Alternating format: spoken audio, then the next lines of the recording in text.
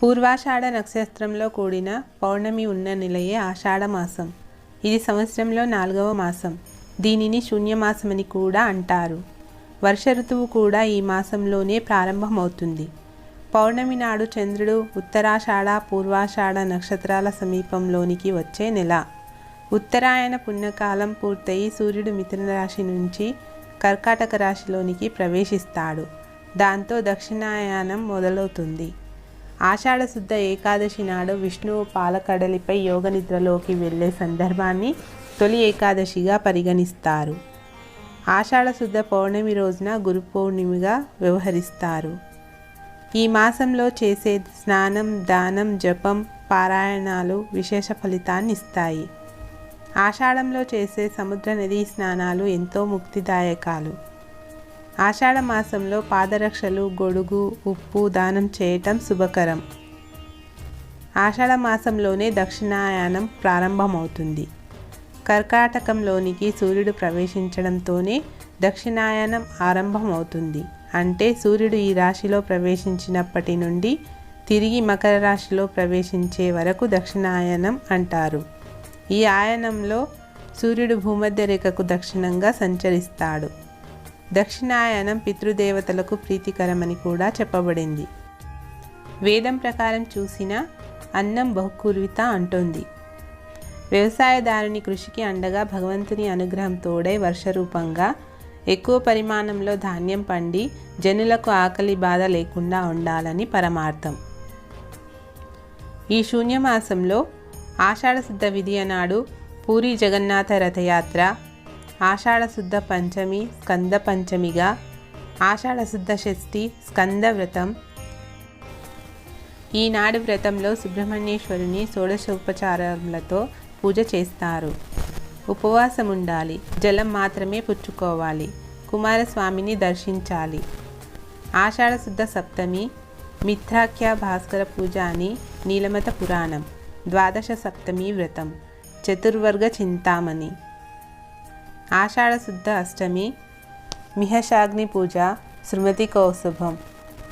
ఆషాఢ శుద్ధ నవమి ఐంద్రాదేవి పూజ. ఆషాఢ శుద్ధ దశమి శాఖావ్రత మహాలక్ష్మి వ్రతారంభం. ఆషాఢ శుద్ధ దశమి మహాలక్ష్మి వ్రతం. ఈ రోజును మహాలక్ష్మి వ్రతారంభంగా చెప్తారు. దది వ్రతారంభం అంటారు. ఈనాడు మహాలక్ష్మి పూజ చేసి 1 నెల ఆకుకూరలు తినడం మానేసి ఆకుకూరలు దానం చేయాలి. ఈ రోజును చాక్షుష మాన్వంతరాది దినం అంటారు. ఈ మాసంలో జగన్నాథుని రథయాత్ర, స్కంద పంచమి, తొలి ఏకాదశి, గురు పౌర్ణమి లాంటి ప్రత్యేకమైన విశిష్ట పండుగలతో పాటుగా దక్షిణాయన పుణ్యకాలం కూడా ప్రారంభమవుతుంది. శూన్యమాసం. జ్యోతిష శాస్త్రం ప్రకారం సూర్యుడు నవగ్రహాలకు రాజు. అసలు జ్యోతిష్యంలో ఒక గ్రహం రాశి మారటానికి ఒక్కో కాల వ్యవధి ఉంటుంది. అంటే రవికి నెల రోజులు. ఇలా ప్రతి గ్రహానికి కొంత కాల పరిమితి ఉంటుంది. అయితే ముఖ్యంగా సూర్యుడు నెలకి ఒక్కో రాశి చొప్పున 12 రాశులలోనూ 12 నెలలు సంచరిస్తే సంవత్సర కాలం పూర్తవుతుంది. సూర్యుడు మేషరాశి ప్రవేశాన్ని జ్యోతిష పరిభాషలో మేష సంక్రమణం అని, సూర్యుడు వృషభ రాశి ప్రవేశాన్ని జ్యోతిష పరిభాషలో వృషభ సంక్రమణం అని, సూర్యుడు మిథున రాశి ప్రవేశాన్ని జ్యోతిష పరిభాషలో మిథున సంక్రమం అని, సూర్యుడు కర్కాటక రాశి ప్రవేశాన్ని జ్యోతిష పరిభాషలో కర్కాటక సంక్రమణం అని, ఇలా ఏ రాశుల్లో ప్రవేశిస్తే ఆయా సంక్రమణ కాలంగా చెబుతారు. ఈ మాసంలోనే త్రిమూర్తి స్వరూపుడైన గురువుని ఆరాధించే పర్వదినం గురు పూర్ణిమ కూడా. దీనినే వ్యాస పూర్ణిమ అని కూడా అంటారు. ఆషాఢ శుద్ధ విధియ నాడు పూరి జగన్నాథ, బలభద్ర, సుభద్ర రథయాత్ర కన్నుల పండుగగా జరుపుతారు. ఆషాఢ శుద్ధ పంచమి స్కంద పంచమిగా చెప్తారు. సుబ్రహ్మణ్య స్వామిని ఈరోజు అత్యంత భక్తి శ్రద్ధలతో పూజిస్తారు. ఆషాఢ షష్ఠిని కుమార షష్ఠిగా జరుపుకుంటారు. ఆషాఢ సప్తమిని భాను సప్తమిగా చెప్పబడింది. ఉత్తరం నుంచి దక్షిణం దిశగా ప్రయాణిస్తున్న ప్రభాకరుడు 3 నెలల తర్వాత మధ్యకు చేరుకుంటాడు. ఆ రోజున పగలు రాత్రి నిమిషం ఘడియ విఘడియల తేడా లేకుండా సరి సమానంగా ఉంటాయి. ఆషాఢ శుద్ధ ఏకాదశిని తొలి ఏకాదశి అని, శయన ఏకాదశి అని అంటారు. ఈ రోజు నుంచే చాతుర్మాస వ్రతం మొదలవుతుంది. దీనినే మతత్రయ ఏకాదశి అని అంటారు. ఆషాఢ మాసంలోనే తెలంగాణ ప్రాంతంలో సంప్రదాయబద్ధమైన బోనాల ఉత్సవాలను భక్తి శ్రద్ధలతో జరుపుకుంటారు. మహంకాళి అమ్మవారి కోసం తయారు చేసే భోజనాన్ని బోనంగా చెప్తారు. దీనిని అమ్మవారికి నివేదన చేసే పర్వదినాన్నే బోనాలు అంటారు. ముఖ్యంగా గ్రామీణ ప్రాంతంలో ఈ పండుగ అత్యంత వైభవంగా జరుపుకుంటారు. సమస్త జగత్తుకు కారణమైనటువంటి అమ్మవారిని భక్తి శ్రద్ధలతో పూజిస్తారు. అన్నం, బెల్లం, పెరుగు, పసుపు నీళ్లు, వేపాకులు ఈ బోనంలో ఉంటాయి.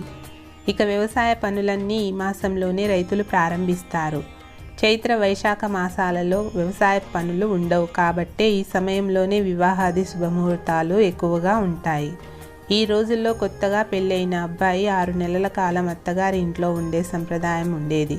కష్టపడి వ్యవసాయ పనులు చేయవలసిన యువకులు అత్తవారింట్లో కూర్చొని ఉంటే సకాలంలో జరగాల్సిన పనులు జరగవు. వర్షాలకు తగినట్లుగా విత్తనాలు చల్లుకునే రోజులు అవి. ఇప్పటిలాగా కాలువల ద్వారా నీళ్లు లభించేది కాదు. సరైన సమయంలో విత్తనాలు చల్లకపోతే సంవత్సరమంతా దారిద్ర్యంతో బాధపడవలసిందే.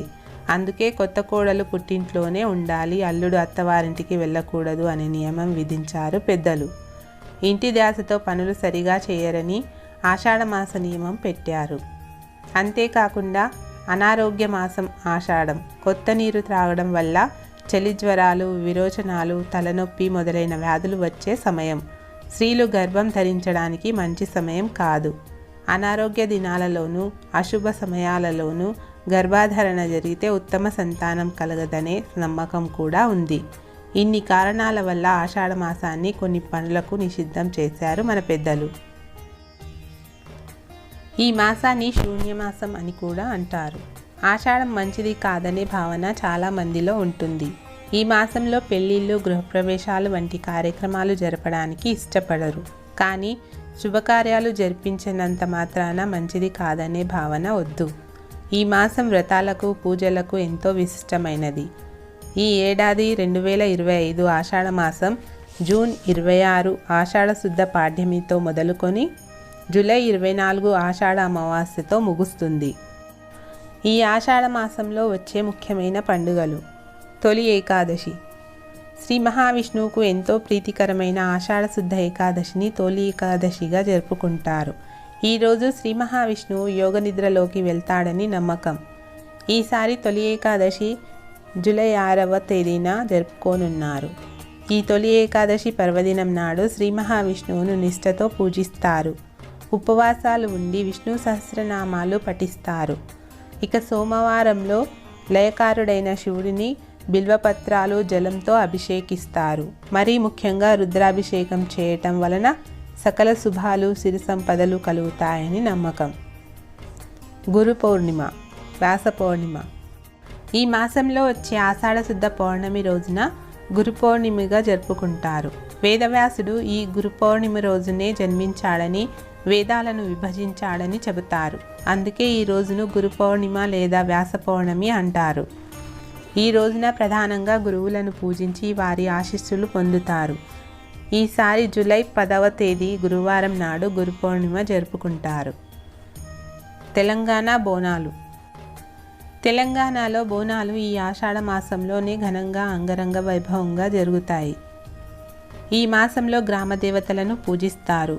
మరీ ముఖ్యంగా మహాకాళి అమ్మవారిని భక్తి శ్రద్ధలతో పూజిస్తారు. ఈ బోనాలు జూన్ 26వ తేదీన హైదరాబాద్ గోల్కొండ కోటలోని శ్రీ జగదాంబిక అమ్మవారికి తొలి బోనం సమర్పించడంతో ప్రారంభమవుతుంది. జూలై 24వ తేదీతో ఈ బోనాల సంబరం ముగుస్తుంది. ఈ సమయంలో గ్రామ దేవతలను, అమ్మవారిని భక్తి శ్రద్ధలతో పూజిస్తారు. పూరి జగన్నాథ రథయాత్ర. అలాగే ఈ ఆషాఢ మాసంలోనే ఆషాఢ శుద్ధ విధియ నాడు ఒడిస్సాలోని పూరిలో ఎంతో ప్రసిద్ధి చెందిన జగన్నాథ యాత్ర వైభవంగా కన్నుల పండుగగా జరుగుతుంది. ఈ ఏడాది పూరి జగన్నాథ రథయాత్ర జూన్ 27వ తేదీ శుక్రవారం నాడు ప్రారంభమవుతుంది. ఈ రథయాత్ర సుమారు 9 రోజుల పాటు జరుగుతుంది. జూలై 5వ తేదీతో ఈ రథయాత్ర ముగుస్తుంది. జూన్ 26 గురువారం ఆషాఢ శుద్ధ పాడ్యమి. ఆషాఢ మాసం ప్రారంభం. వారాహి నవరాత్రులు ప్రారంభం. జూన్ 27 శుక్రవారం ఆషాఢ శుద్ధ విధియ. చంద్రోదయం. పూరి జగన్నాథుని రథయాత్ర ప్రారంభం. జూలై 1 మంగళవారం ఆషాఢశుద్ధ షష్ఠి స్కంద షష్ఠి. జూలై 6 ఆదివారం ఆషాఢశుద్ధ ఏకాదశి తొలి ఏకాదశి శయన ఏకాదశి చాతుర్మాస వ్రతం ఆరంభం శాకాంబరి ఉత్సవాలు ప్రారంభం. జూలై 7 సోమవారం ఆషాఢశుద్ధ ద్వాదశి వాసుదేవ ద్వాదశి. జూలై 9 బుధవారం ఆషాఢశుద్ధ చతుర్దశి ఆడిపురం శ్రీ ఆండాల్ జయంతి. జూలై 10 గురువారం ఆషాఢశుద్ధ పౌర్ణమి గురు పౌర్ణిమ వ్యాస పౌర్ణిమ. జూలై 14 ఆదివారం ఆషాఢ బహుళ చవితి సంకష్టహర చతుర్థి. జూలై 17 గురువారం ఆషాఢ బహుళ సప్తమి భోగ సప్తమి కర్కాటక సంక్రమణం దక్షిణాయన పుణ్యకాలం ప్రారంభం. జూలై 19 శనివారం ఆషాఢ బహుళ నవమి తిరుపతి శ్రీ కోదండరామస్వామి పుష్పయాగం. జూలై 20 ఆదివారం ఆషాఢ బహుళ దశమి ఆడి కృత్తిక. జూలై 21 సోమవారం ఆషాఢ బహుళ ఏకాదశి కామద ఏకాదశి మతత్రయ ఏకాదశి. జూలై 22 మంగళవారం ఆషాఢ బహుళ త్రయోదశి పక్ష ప్రదోషం భౌమ ప్రదోషం. జూలై 23 బుధవారం ఆషాఢ బహుళ చతుర్దశి మాస శివరాత్రి. జూలై 24 గురువారం ఆషాఢ బహుళ అమావాస్య చౌడేశ్వరి జయంతి ఆషాఢ అమావాస్య. జూలై 24 గురువారంతో ఆషాఢ మాసం సమాప్తమవుతుంది.